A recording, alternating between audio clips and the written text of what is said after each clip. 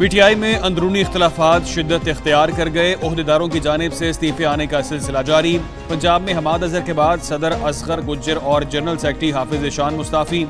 उधर PTI core committee ने हमाद अजहर का इस्तीफा मुस्तरद कर दिया। काम जारी रखने की हिदायत, तहफ़्फ़ुज़ात दूर करने की यकीन दहानी करा दी। ज़राए के मुताबिक कोर कमेटी की बानी चेयरमैन से भी हमाद अजहर का इस्तीफा मंजूर न करने की दरख्वास्त।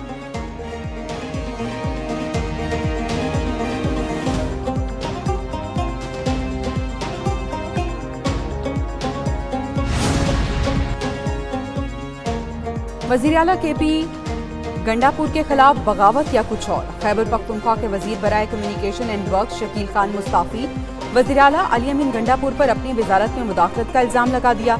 उधर मुशीर इत्तलात केपी बैरिस्टर सैफ के ताबड़तोड़ हमले। कहा शकील खान के खिलाफ बदउनवानी और बदइंतजामी की शिकायत थी।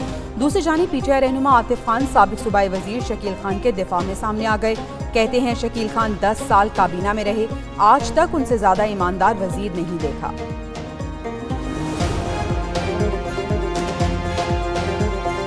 आपको नजर आया कि पाकिस्तान की अफवाज को, पाकिस्तान की मैशत को कमजोर किया गया। वो सोशल मीडिया टेररिज्म के थ्रू पाकिस्तान को कोई तोड़ नहीं सकता, ये चाहे जितनी मर्जी 9 मई के वाकयात को और प्रवोक करे। खैबर पख्तूनख्वा में वजीर का इस्तीफा बदउनवानी का मुंह बोलता सबूत। मुस्लिम लीग नून के रहनुमा दानियाल चौधरी की लफ्जी गोलाबारी। कहते हैं खैबर पख्तूनख्वा में बदउनवानी करने वालों के एहतसाब का कोई इदारा नहीं। मुल्क की जड़ें खोखली करने वालों का एहतसाब जरूरी है। उधर वजीर इत्तलात पंजाब अज़मा बुखारी बोली, फौजी तनसीबात पर हमले करने और कराने वाले पार्टनर हैं। 9 मई करने और कराने वालों का गैंग बेनकाब हो रहा है।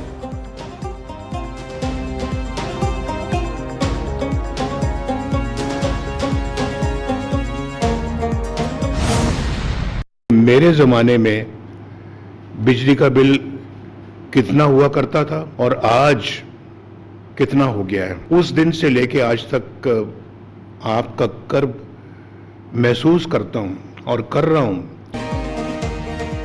पंजाब हुकूमत आवाम को रिलीफ देने के लिए सरगर्म। 500 यूनिट तक बिजली इस्तेमाल करने वालों के लिए बड़ा ऐलान। नवाज शरीफ ने फी यूनिट 14 रुपए कमी की खुशखबरी सुना दी। कहते हैं आवाम को अगस्त और सितंबर के बिलों में रिलीफ देंगे। पंजाब में सोलर पैनल स्कीम के लिए 700 अरब रखे हैं। सोलर पैनल फराहम करने से आइंदा बिल इससे भी कम जाएंगे। गुज़िश्ता 6 माह से आवाम को रिलीफ देने की कोशिश कर रहे हैं। मालूम है बिजली बिलों के बाइस आवाम कर्ज से गुजर रहे हैं।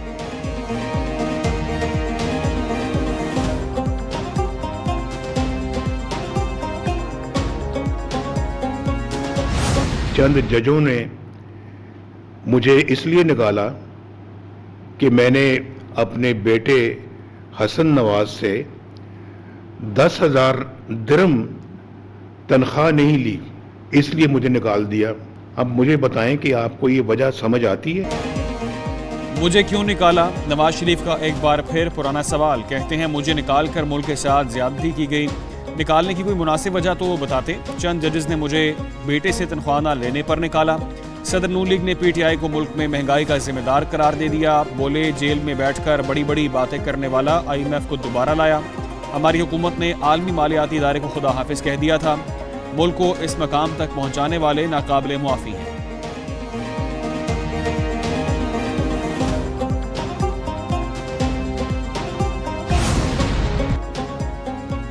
नवाज शरीफ मौजूदा असम्बली से खुश नहीं, चाहते हैं कौमी असम्बली टूट जाए। रहनुमा पीपल्स पार्टी अब्दुल कादिर मंदोखेल की एक न्यूज़ के प्रोग्राम डायरेक्ट लाइन में गुफ्तगू। बोले सदर मुस्लिम लीग नून चाहते हैं दोबारा इलेक्शन हो और वो इक्तदार में आ जाए। नवाज शरीफ मरियम नवाज के साथ तंदूर के चक्कर लगा रहे हैं। शहबाज शरीफ के साथ किसी मीटिंग में नहीं बैठते। जनरल फैज 100% 9 मई का अहम किरदार थे। उन्होंने बांग्लादेश की तर्ज पर हुकूमत का तख्ता उलटने का मंसूबा बनाया।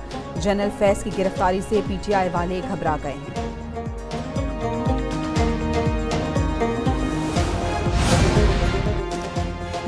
नायब वज़ीर आज़म इसहाक डार ने फैज़ हमीद की गिरफ्तारी को मुआवजा करार दे दिया। इंकशाफ किया। लेफ्टिनेंट जनरल रिटायर्ड फैज़ हमीद ने मुझसे भी माफ़ी मांगी थी। वो भी जनरल फैज़ के मुतासरीन में से शामिल थे। अल्लाह करे हम बतौर कौम सीधे रास्ते पर चलें। धरनों और गंदी सियासत ने मुल्क का बुरा हाल कर दिया। दुनिया की 24वीं मईशत को 47 नंबर पर ले आए। हमने भारी कीमत चुकाई और अब भी भुगत रहे हैं। जनरल फैज़ हमीद साहब का ताल्लुक है, उसका पाकिस्तान तहरीक-ए-इंसाफ लीडरशिप के साथ कोई ताल्लुक नहीं है। ये उनका इंटरनल मामला है। फ़ौज का अपना एक कोड ऑफ कंडक्ट है, फ़ौज अपना एक मजबूत इदारा है, उनका अपना एक डिसिप्लिन है। पीटीआई का जनरल फैज़ हमीद की गिरफ्तारी से कोई ताल्लुक नहीं। पार्टी चेयरमैन बैरिस्टर गौहर ने वाज़ेह कर दिया। कहते हैं पाकिस्तान आर्मी एक मजबूत और डिसिप्लिन्ड इदारा है जिसका अपना कोड ऑफ कॉन्डक्ट है। वो किसी रिटायर्ड या हाजिर सर्विस अफसर का इल्ज़ामात पर ट्रायल करना चाहते हैं, ये उनका इख्तियार है। इस हवाले से कोई सियासत नहीं होनी चाहिए। बैरिस्टर गौहर ने मजीद कहा, ये फौज का अंदरूनी मामला है, इस पर मुबालगा आराई से काम नहीं लेना चाहिए।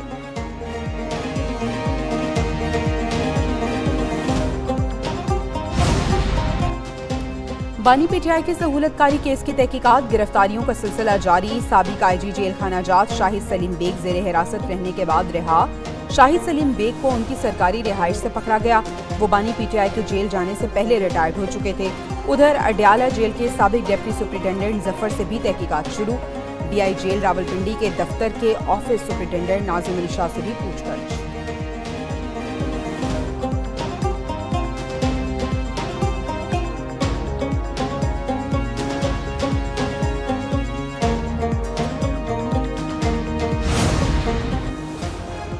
पीटीआई एमएनए इकबाल आफरीदी का कायमा कमेटी में खवातीन के लिबास पर एतराज़। कहा कि इलेक्टेड की खातून जिस लिबास में इजलास में शरीक थीं वो काबिल एतराज़ है।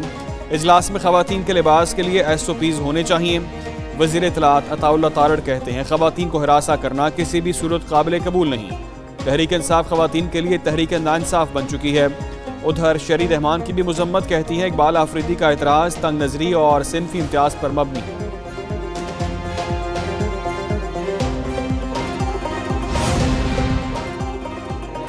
पीपल्स पार्टी का मौशी पॉलिसीज पर हुकूमत को टफ टाइम देने का फैसला। बिलावल भुट्टो जरदारी की ज़ेरे सदारत अहम बैठक। चेयरमैन पीपल्स पार्टी का बिजली के ज्यादा बिलों पर तशवीश का इजहार। तरक्याती बजट में कट लगाने पर भी तशवीश। बिलावल भुट्टो ने कहा मुल्क को मौशी मुश्किलात का सामना है। दूसरी तरफ अमरीका में वज़ीर आला पंजाब के महंगे इश्तहारात लगाए जा रहे हैं।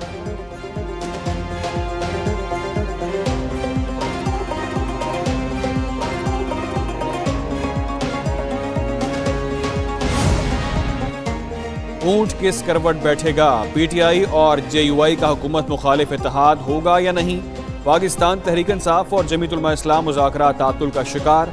मौलाना फजल रहमान ताहाल PTI रहनुमाओं से नाराज। मुश्तरका इजलास में भी PTI ने सरबराह JUI को मनाने की भरपूर कोशिश की। कमेटियों के माबैन मुज़ाकरात से भी JUI पीछे हट गई। JUI ने मुज़ाकराती कमेटी का पहला इजलास मौलाना फजल रहमान की हाँ से मशरूत किया।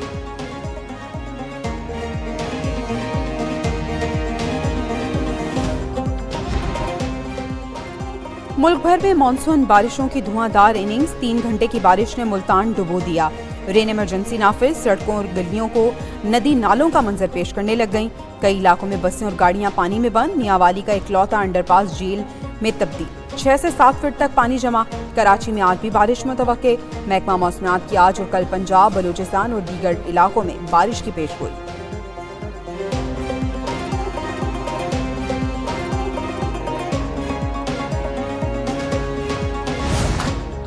अरशद नदीम बने army chief. General Asim Munir के मेहमान। GHQ रावलपिंडी में ओलंपिक्स गोल्ड मेडलिस्ट के एजाज में तकरीब। आर्मी चीफ की पहली बार सिंगल इवेंट में गोल्ड मेडल जीतने पर अरशद नदीम को मुबारकबाद। ओलंपिक्स में कामयाबी को कौम के लिए फख्र करार दिया। कहा अरशद नदीम की कामयाबी से पूरी कौम को खुशियां मिली। अरशद नदीम के अहले खाना और कोचेस की भी तकरीब में शिरकत। 1984 ओलंपिक्स में गोल्ड मेडल जीतने वाली हॉकी टीम, कौमी cricket team, street football team, army polo team और नाबीना अफराद की खसूसी टीम भी मौजूद।